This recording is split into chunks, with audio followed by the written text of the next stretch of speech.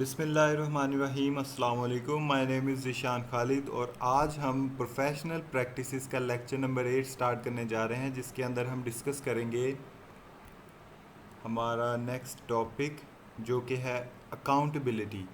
तो अकाउंटेबिलिटी को आज हम डिस्कस करेंगे। सबसे पहले इसका इंट्रोडक्शन के बारे में बात करेंगे कि अकाउंटेबिलिटी का इंट्रोडक्शन क्या है। Accountability is the obligation of an organisation और individual to account for activities and accept blames for failures. अब अकाउंटेबिलिटी क्या है? कोई भी ज़िम्मेदारी है एक ऑर्गेनाइजेशन की या एक इंडिविजुअल की जो कि उस ऑर्गेनाइजेशन में काम कर रहा है। चूँकि हम इसे प्रोफेशनल प्रैक्टिसेस में पढ़ रहे हैं तो हम यही कंसीडर करेंगे कि एक प्रोफेशनल की ज़िम्मेदारी है या एक एम्प्लॉय की या एक सीईओ, कोई भी ऐसा पर्सन जो कि एक ऑर्गेनाइजेशन के अंदर वर्क कर रहा है, उसकी ये ज़िम्मेदारी है कि वो जो भी काम कर रहा है उसको अकाउंट करे। मतलब कि उसके बारे में ज़िम्मेदारी हो उसकी कि उसको किस तरीके से उसने सॉल्व करना है। अब अगर उसने कोई काम अगर गलत किया है या कोई डिसीजन ऐसा लिया है जो उसे अपने स्टेक होल्डर से पहले मशवरा लेना चाहिए था लेकिन उसने नहीं लिया, तो ऐसी चीज़ों के लिए उसको एक्सेप्ट करना पड़ेगा। वो ब्लेम ऑफ फॉर फेलियर, जो भी फेलियर आता है उसका ब्लेम भी एक्सेप्ट करना पड़ेगा। तो ये कहलाता है accountability. A person who is accountable may be called upon to answer. अब जो पर्सन अकाउंटेबल है उसको आंसर भी वो मतलब जवाबदेह भी होगा किसी ना किसी पर्सन का, किसी ना किसी पैनल का वो जवाबदेह भी होगा कि जिसको वो जवाबदेह होगा। जैसे अब हमारे एमपी हैं या एमएनए हैं तो ये जवाबदेह हैं किसको? मतलब जो इनसे अपर लेवल पे जो काम कर रहे हैं या जो इनके अपर लेवल पे जो पोजीशन होल्डर्स हैं उनको ये जवाबदेह हैं कि आपने क्या किया अपने इलाके में, ये इस तरह की चीज़ें।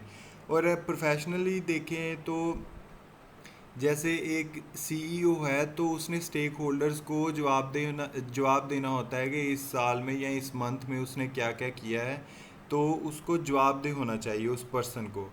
एंड अकाउंट फॉर आउटकम, और जो भी उसकी आउटकम आती है उसके बारे में उसने अकाउंट करना होता है। तो अकाउंटेबिलिटी बेसिकली एक ज़िम्मेदारी है, एक जवाबदेही है। इसके बारे में हम और आगे देखते हैं। 4 पिलर्स ऑफ अकाउंटेबिलिटी। 4 पिलर्स हैं अकाउंटेबिलिटी के। सबसे पहला पिलर है रिस्पॉन्सिबिलिटी। रिस्पॉन्सिबिलिटी, कोई भी अगर आपको ज़िम्मेदारी मिलती है, कोई भी काम मिलता है, आपके काम के अगेंस्ट आप ज़िम्मेदार होने चाहिए। आपको ज़िम्मेदार होना चाहिए अपने काम के अगेंस्ट। जो भी आपको कोर्स ऑफ एक्शन मिलता है, कोई भी टास्क मिलता है, उसके अगेंस्ट आपने रिस्पॉन्सिबिलिटी शो करनी होती है। सेकंड पिलर है आंसरबिलिटी। अगर आपसे कोई काम गलत हो जाता है या आप अगर किसी के अंडर काम कर रहे हैं तो you should have to be answerable to that person या to that panel. Third one है, यहाँ पर 2 लिखा हुआ है, मैं वही देख रहा था। खैर, थर्ड वन है ट्रस्ट वर्थिनेस। आप पे लोगों का यकीन होना चाहिए और आपको कॉन्फिडेंट होना चाहिए towards what you are doing.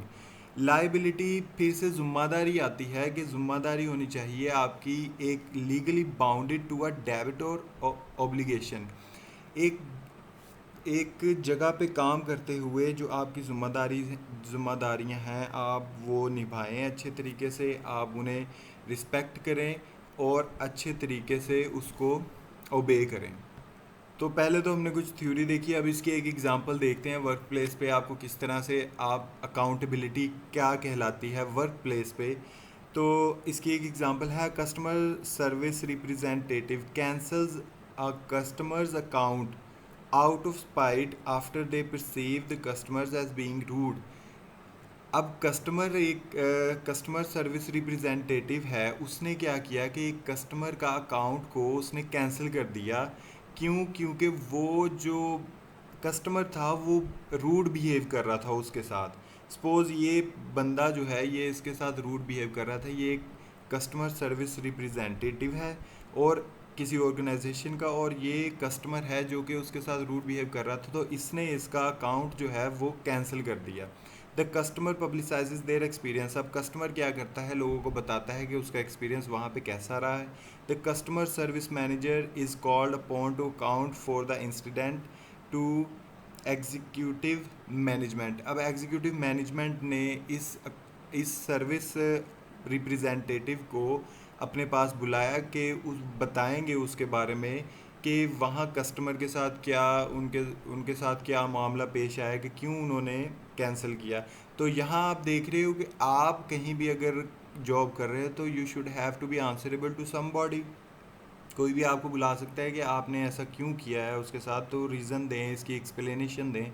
In this case the customer service manager is accountable for the incident and the customer service representative is responsible for the incident. अब इसके बारे में सारी जो रिस्पॉन्सिबिलिटी थी वो कस्टमर सर्विस रिप्रेजेंटेटिव की थी, और इसी ने इसको आंसर करना है कि क्यों उसने कस्टमर के साथ कस्टमर का अकाउंट जो है वो कैंसिल किया है और किस बिना पे किया है। ये सारी चीज़ें जो हैं ये अकाउंटेबिलिटी के अंदर आती हैं कि एक पर्सन अगर कोई अकाउंटेबल है तो उसने ये सारी चीज़ों का जवाब देना होता है और अपनी रिस्पॉन्सिबिलिटीज़ को अच्छे तरीके से निभाना होता है। So this was the discussion on accountability. In the next lecture, we will discuss about auditing के ऑडिटिंग क्या होता है। तो मिलते हैं नेक्स्ट लेक्चर में, तब तक के लिए अल्लाह हाफिज़।